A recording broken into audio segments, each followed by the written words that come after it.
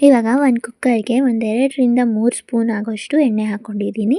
ಎಣ್ಣೆ ಕಾಯ್ದ ಮೇಲೆ ಮೊಳಕೆ ಕಟ್ಟಿದ ಕಾಳುಗಳನ್ನ ಹಾಕ್ಕೊಂಡಿದ್ದೀನಿ.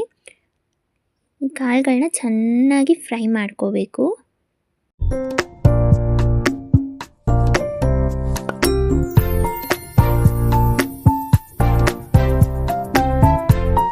ಸೊ ಇವಾಗ ಒಂದು 5 ಮಿನಿಟ್ಸ್ ಇದನ್ನು ಹುರ್ಕೊಂಡಾಗಿದೆ. ಈಗ ಇದಕ್ಕೆ ನಾವು ಮೊದಲಿಗೆ ರುಬ್ಬಿಟ್ಕೊಂಡಿದ್ವಲ್ಲ ಆ ಮಸಾಲೆನ ಹಾಕೋತಾ ಇದ್ದೀನಿ. ಇದನ್ನು ಸಹ ಚೆನ್ನಾಗಿ ಫ್ರೈ ಮಾಡ್ಕೋಬೇಕು.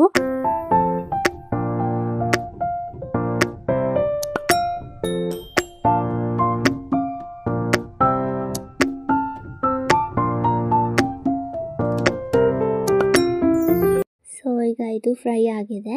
ಇದಕ್ಕೆ ಇನ್ನೊಂದು ಮಸಾಲ ರುಬ್ಬಿಟ್ಕೊಂಡಿದ್ವಲ್ಲ ಅದನ್ನು ಆ್ಯಡ್ ಮಾಡ್ಕೊಳ್ಳೋಣ. ಈಗ ಇದನ್ನು ಸಹ ಚೆನ್ನಾಗಿ ಫ್ರೈ ಮಾಡ್ಕೋಬೇಕಾಗುತ್ತೆ.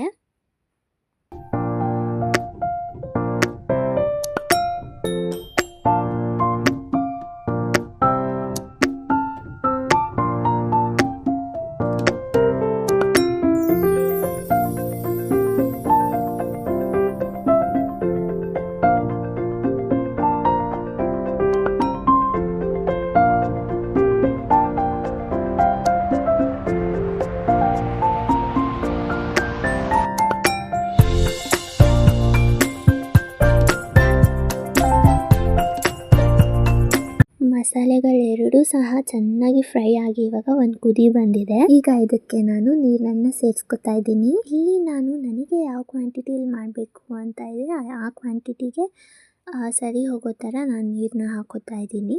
ಸೊ ನೀವು ನಿಮಗೆ ಬೇಕಾಗೋ ಒಂದು ಮೆಷರ್ಮೆಂಟಲ್ಲಿ ಮಾಡ್ಕೋಬೋದು. ಈಗ ಇದಕ್ಕೆ ಕಟ್ ಮಾಡಿ ಇಟ್ಕೊಂಡಿರುವಂತಹ ಬದನೆಕಾಯಿ ಮತ್ತು ಆಲೂಗಡ್ಡೆನ ಹಾಕೊಳ್ಳೋಣ.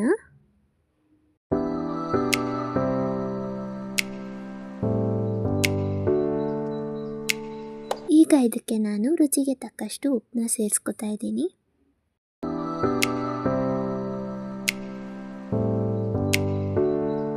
ಈಗ ನಾವು ಕೊನೆಯದಾಗಿ ಕುಕ್ಕರ್ ಲಿಡ್ನ ಕ್ಲೋಸ್ ಮಾಡಿ ಒಂದು 2ರಿಂದ 3 ವಿಸಲ್ ಬರೋವರೆಗೂ ವೆಯ್ಟ್ ಮಾಡೋಣ. ಕುಕ್ಕರ್ ವಿಸಲ್ ಆಗಿ ತಣ್ಣಗಾದ್ಮೇಲೆ ಓಪನ್ ಮಾಡಿ ನೋಡ್ತಾ ಇದ್ದೀನಿ. ಸೊ ನೀವು ನೋಡ್ತಾ ಇರ್ಬೋದು ಸಾಂಬಾರು ರೆಡಿ ಆಗಿದೆ. ಈ ಒಂದು ಸಾಂಬಾರನ್ನ ನೀರು ದೋಸೆ, ಪೂರಿ, ಚಪಾತಿ ಮತ್ತು ರೈಸ್ ಜೊತೆ ಒಳ್ಳೆ ಕಾಂಬಿನೇಷನ್ ಆಗಿ ಮಾಡ್ಕೋಬೋದು. So please like, share and subscribe. Thank you.